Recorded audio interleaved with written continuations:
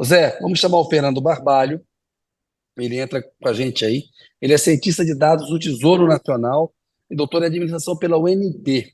E ele gosta de fazer umas pesquisas bacanas no final de semana. Ele fez uma, pegando uma base de dados sobre o SUS em 2021 e descobriu ali como as pessoas se deslocam para fazer seus tratamentos. Ô, Fernando, boa noite para você. Obrigado por ter vindo aqui ao programa com a gente. Olá, boa noite. É um grande prazer estar aqui. Sou um grande fã de vocês dois. Me sinto honrado de estar presente nesse programa. Opa, Honra é obrigado nossa. você pela audiência, Fernando. Ô Zé, você que é o Esse, craque das pesquisas, fala com o Fernando aí, vai. não, craque é o Fernando, eu sou só um curioso aqui, mas eu gosto, a ideia de chamar o Fernando aqui é porque, primeiro que eu acho bacana que o Tesouro Nacional tem um cientista de dados especializado em mostrar os dados para as pessoas, né? Tem várias capacidades, várias qualidades, mas tem se dedicado nos últimos tempos a fazer o que se chama de transparência ativa, né? Em vez da gente precisar ficar pedindo lá para o Tesouro os dados, o Fernando se especializou em contar, mostrar esses dados para as pessoas e de uma maneira mais fácil de entender, de compreender, mostrando a conexão entre os dados, etc. Tem vários trabalhos de storytelling, né, de contar histórias publicados aí. Mas nesse caso específico, a gente até pode falar sobre os outros depois, mas agora eu queria começar, Fernando, falando sobre esse último trabalho que você publicou, baseado nos dados do DataSUS, né, do Sistema de Processamento de Dados do SUS, Sistema Único de Saúde, especificamente sobre o atendimento à saúde por área geográfica. E, assim, entre várias conclusões possíveis ali do estudo, o que mais me chamou a atenção é que uma parcela grande dos atendimentos, e aí a gente pode extrapolar, portanto, da população, tem que viajar para ser atendida, né? Para receber atendimento médico. Conta um pouquinho como é que você veio a essa ideia e como é que você chegou nessas conclusões aí. Ah, claro, sem dúvida. Essa ideia tem várias inspirações, né? Uma das inspirações é uma bem particular, né? É uma história que a minha mãe conta, que minha mãe e meu pai foram para o litoral do Ceará, e meu pai era cardíaco e estava tentando escapar um pouquinho ali da dieta e tal, né? E a moça do hotel onde ele estava hospedado avisou: olha, seu Barbalho, tome cuidado porque aqui não tem médico, não tem hospital, o senhor vai precisar pegar uma ambulância e ir até a cidade mais próxima onde possa ser atendido. E por acaso era Fortaleza, a cento e poucos quilômetros de distância, né? E aí me veio, né? Ele falou isso e me veio essa questão, né? O que acontece com as pessoas que moram em locais onde não tem uma assistência hospitalar imediata, de urgência, como esse é o caso dessa cidade no litoral do Ceará, que essa cidade precisa, né, atender uma demanda não só da população que mora lá, como de turistas e tal. Então, essa é uma inspiração. Uma outra inspiração foi um trabalho que a gente quer desenvolver, eu particularmente tenho muito interesse em desenvolver, que é a questão do federalismo fiscal, né? Como é que o Brasil comporta, né, toda essa estrutura de federalismo dentro da, dos conceitos, né, que se discute sobre federalismo, entre outras coisas, a própria cooperação entre os entes federativos e também as distribuições de responsabilidades, né? E aí, quando a gente percebe os números, o que se vê é que, quando a gente pensa nos gastos em saúde, nas subfunções de saúde, os municípios que mais gastam em saúde, né, isso está associado ao próprio porte econômico e também ao tamanho do município. Os municípios que mais gastam em saúde, eles têm uma proporção de gastos em atendimento hospitalar e ambulatorial bem maior do que em outras subfunções, principalmente atendimento básico, né? Tem um nomezinho mais específico que está me fugindo agora.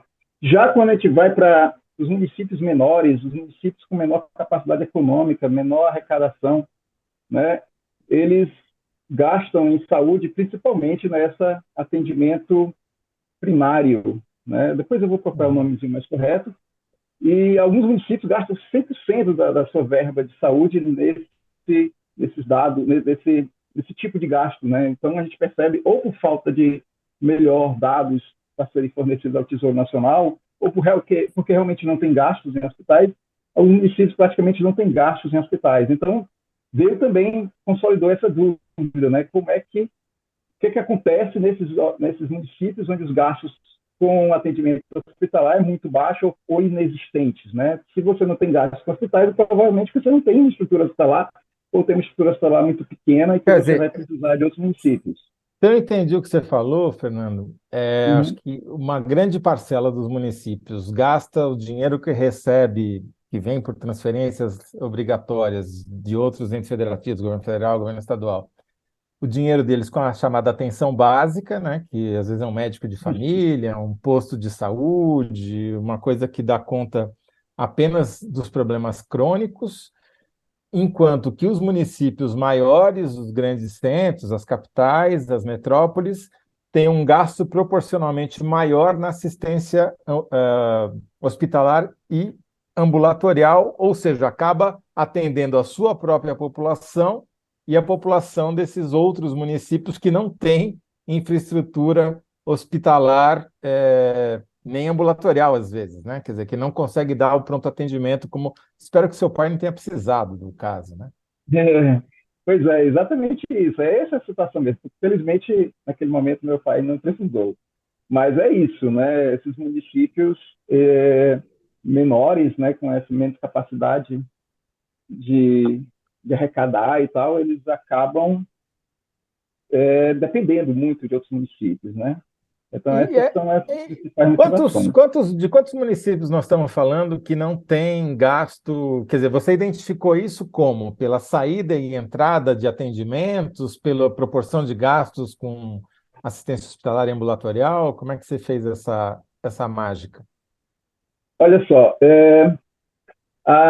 eu peguei os dados do SUS, né, os dados de atendimento de internação hospitalar, e identifiquei, cruzei também com os dados do CNES, que são os dados que mostram onde os hospitais ficam, né? Então, com isso, eu consegui identificar os deslocamentos, né? Os pacientes que eram atendidos ou localmente ou que precisavam se deslocar, né? Então, Ô, essa Fernando, foi... Fernando, Opa, só te pode falar. interromper um pouquinho, dentro disso que o Toledo está perguntando, em que regiões do país esses deslocamentos serão mais intensos aí? Só acrescenta isso se você tivesse dado. Se no Nordeste é Tá. mais do que no Sul, no Sudeste, ou se tem um padrão nacional parecido. Não, o padrão que tem, principalmente, eu fiz um cruzamento desses dados com uma estrutura de análise que o IBGE criou, que é o REGIC, Regiões das Influências da Cidade. Então, ele divide os 5.570 municípios brasileiros numa estrutura hierárquica que começa com São Paulo como uma grande metrópole nacional e vai até os centros locais, que é a grande maioria dos municípios brasileiros, né? Então, os centros locais, que são essas unidades, né, mais esses municípios, né, menores, com muito pouca capacidade de atração, né, com muito pouca capacidade de influência e também muito pouca capacidade de gestão, eles acabam se espalhando pelo Brasil todo, né? Centros locais, você vê centros locais no Brasil todo, né? Obviamente, assim, algumas regiões, por exemplo, o Nordeste, que já tem muitos municípios pequenos, né? Eles acabam sendo também caracterizados como centros locais, então acaba acontecendo muito esse tipo de situação no Nordeste. Mas é interessante que uma coisa que eu percebi, num dos mapas isso é mostrado isso, que no Amazonas, no estado do Amazonas, é onde eu esperava, né, que tivesse muitas situações de municípios onde grande parte da população que precisa de atendimento precisava se deslocar. Esses municípios não têm essa necessidade tão grande de deslocamento, né? Os pacientes acabam sendo atendidos no próprio município, né? Então tem essas particularidades, né? É de certa forma espalhado no Brasil todo, mas tem essas coisas curiosas, né? Num estado como o Amazonas, onde os municípios são muito pequenos e tal, mas por uma questão talvez geográfica, de dificuldade de deslocamentos e tal, acaba que eles conseguem ser atendidos no próprio município, mesmo sendo municípios categorizados como centros locais de menor influência dentro da hierarquia do IBGE, né? Então, essa é A, uma caracterização. a pergunta que a gente pensou para você, Fernando, eu não sei se ela é possível de ser respondida exatamente do jeito que eu formulei, que é Uhum, quantos são e onde moram os brasileiros que precisam viajar para ir ao médico, né? Como você uhum. fez por atendimento, vai ser uma estimativa, mas quantos municípios, então, ou quantos por cento dos municípios tem pessoas mais gente que sai para buscar atendimento ambulatorial ou hospitalar do que entra? Seria esse o critério, imagino, né? De exportador de doentes, digamos assim. É, olha só, é, a gente realmente, eu não fiz no detalhe dos CPFs, né, das pessoas Uhum, que precisam se deslocar, mas a informação bem precisa, inclusive, é que em torno de 34% das, dos atendimentos hospitalares das pessoas precisam se deslocar. Né? Na amostra que eu peguei, foram uhum. 398 mil pessoas que se deslocaram. Essa amostra corresponde a 10% do total, então a gente pode extrapolar facilmente para em torno de 4 milhões, não de pessoas, mas 4 milhões de atendimentos. Algumas pessoas podem ter se deslocado mais de uma vez. Né? Uhum. Eu peguei alguns trabalhos anteriores né, que eu vi, e esse número não é muito diferente. Por exemplo, 2016 é basicamente o mesmo número, tá certo? Quer dizer, resumindo, se eu entendi corretamente, de cada três atendimentos, em um a pessoa precisou viajar para ser atendida. Exatamente. Um terço dos atendimentos é isso, né? Você Entendi. precisa E você falou viajar. isso, e essas pessoas moram, em geral, em municípios pequenos, cidades que não têm hospital, que não têm pronto-socorro, Isso, quando muito tem um exatamente. médico. Exatamente. São municípios que são esses centros locais, de acordo com a hierarquia do IBGE, e depois que a gente faz o corte com os gastos, né, que a gente pega os dados que o Tesouro recebe de todos os municípios do Brasil, né, e a gente faz o corte pelos gastos, a gente percebe também que são os municípios onde mais se gasta proporcionalmente em atendimentos hospitalares. Né? Então, de certa forma, era mais ou menos o que se esperava. Né? Ah, quanto, o, o, quanto menos se gasta com hospitais, menos se atende localmente, as pessoas precisam se deslocar. Mas Agora, essa Kennedy, sua. desculpa, Desculpa. termina, Fernando. Ah, tá. Mas sobre a sua pergunta, lá a gente tem dados, a gente categorizou os municípios em 4 grupos. Né? São os municípios que exportam os seus. Aliás, os municípios que recebem pacientes, né? Acima de uma média, digamos assim, os municípios que atendem localmente, mas também não recebem muitos pacientes, Uhum. né? Os municípios que moderadamente exportam seus pacientes e os municípios que praticamente todo mundo vai para fora. Né? Uhum. Então, a gente fez seguindo essa, essa hierarquia aí, esses agrupamentos, né? Em torno de 60% dos municípios brasileiros, né, se enquadram, né, dentro dos 2 grupos, onde pelo menos 50% dos atendimentos hospitalares são feitos em outros municípios. 60%, 6 em É, cada 10 municípios brasileiros exportam doentes para serem atendidos em outros municípios, basicamente. exatamente. A maioria dos seus doentes para serem atendidos nessa cidade. Isso Depois dizem mesmo. que não precisa de mais médicos, viu, Kennedy? Então, Pois é. essa conta É, que até a gente tinha feito com uma jornalista que eu estava conversando, foi ela até que fez essa conta, né? Depois eu posso até pegar exatamente a conta que ela tinha feito, mas é mais ou menos isso, em torno de e 60%. quantos são aqueles que Excelente. recebem? Quer dizer, que quem paga a conta, né? Quem é mais onerado por essa exportação de pacientes? Vou Imagino que te... sejam poucos, né? Devem ser os grandes municípios, né? São os grandes municípios que recebem, né? E aí tem algumas curiosidades, por exemplo, o município de Jaboatão, dos Guararapes, né, em Pernambuco, ele é É um enorme, é município um que município é muito grande, enorme. né? Exatamente, ali na região metropolitana, tem uma classe média forte, né, tem um litoral grande, né, mas Jaboatão dos Guararapes, eles teve mais, pela minha amostra, teve mais de 3 mil internações fora de Jaboatão, que você pode multiplicar por 10 aí, tem em torno de 30 mil atendimentos fora.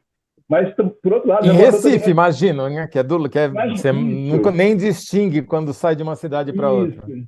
Exatamente, você está ali na orla ali de Boa Viagem, de repente você já entrou lá no Jaboatão, Aliás, né? eu imagino que, inclusive, porque a Praia de Piedade, se não me engano, fica em Jaboatão, né? E é onde Isso, tem a grande parte dos ataques de tubarão. Quer dizer, o cara é mordido pelo tubarão em Jaboatão, vai se tratar no Recife. Recife, exatamente. Mas é isso, Tem assim, uma então, coisa, Fernando e Zé, eu me é, lembro, assim, anos 80, 90, 70, em Minas Gerais, o prefeito ele conseguia uma ambulância para a cidade pequena para levar os doentes da cidade para se tratar em Belo Horizonte. Então, era uma coisa importante, o prefeito que conseguia do governador ganhar uma ambulância para ter na cidade, e ela todo dia fazia 2, 3 viagens para Belo Horizonte levando gente doente. isso.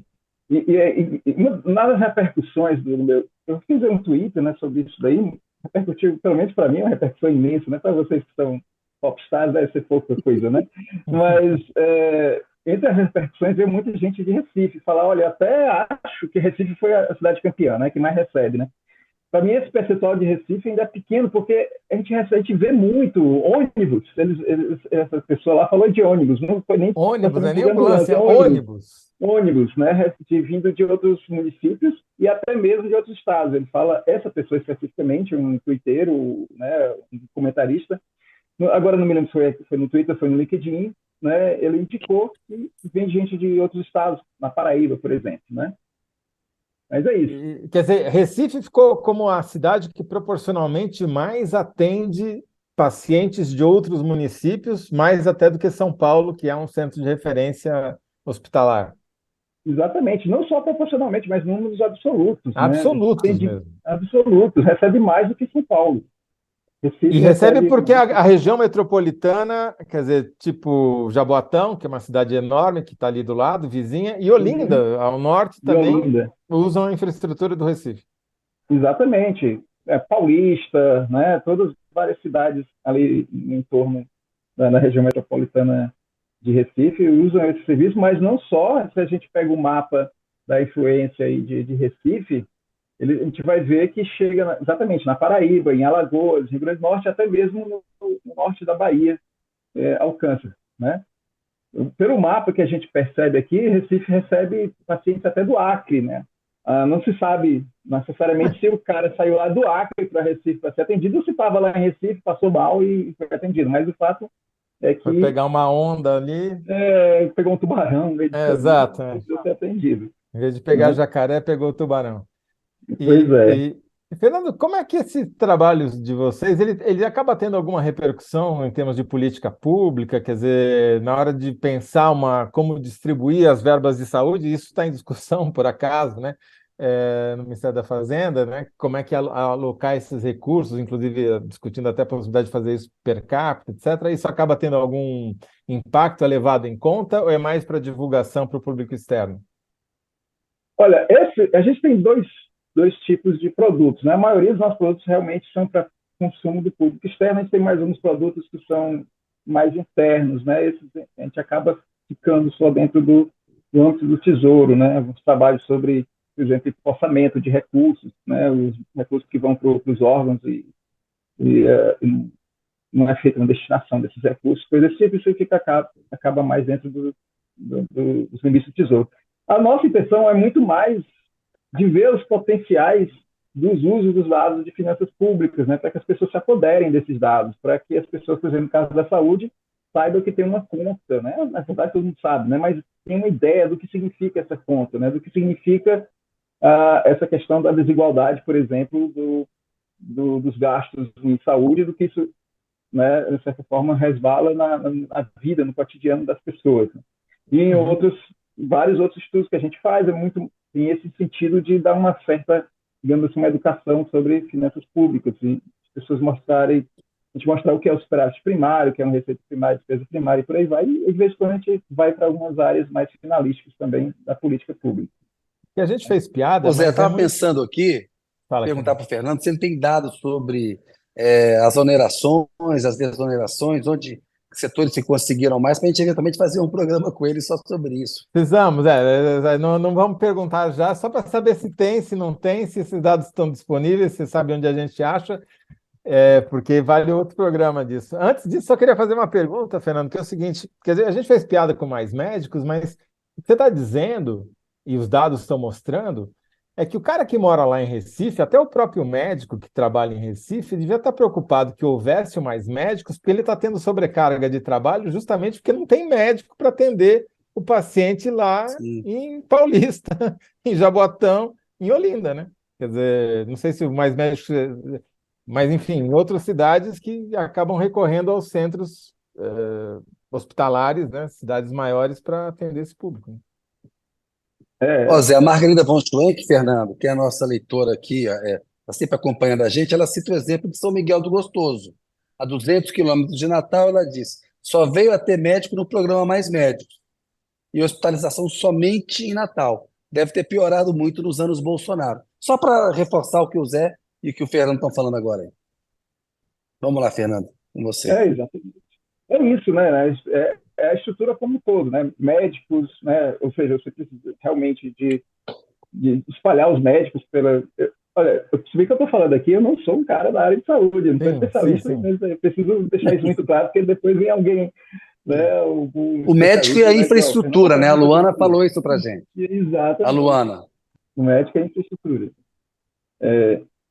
Mas tem que considerar também, né, Toledo e Kennedy, que o SUS, ele, de certa forma, ele pensa nessa questão da regionalização. É algo que, de certa forma, é esperado, porque é uma racionalização de recursos, né? Então, eventualmente, faz sentido você ter, sim, deslocamentos, né? Porque, né, nem toda cidade que vai conseguir, principalmente quando você fala nas complexidades distintas, média complexidade, alta complexidade, não se vai exigir que todos os municípios tenham um hospital com essa estrutura, né? Mas, em todo caso, né, a gente traz esses dados, a gente abre os dados, a gente abriu os códigos que a gente fez na nossa linguagem de programação, o R, né, está disponível para que os pesquisadores que aí sim que tenham mais gabarito, mais know-how na área de saúde, possam se inspirar ou fazer novas reflexões para ver se essas regiões de saúde elas trazem, elas estão bem desenhadas, né? O que é que se pode repensar em termos de logística e tal, né? Porque me parece um número bem impressionante, né? Um terço dos Sim. pacientes precisarem Aliás, ser deslocados.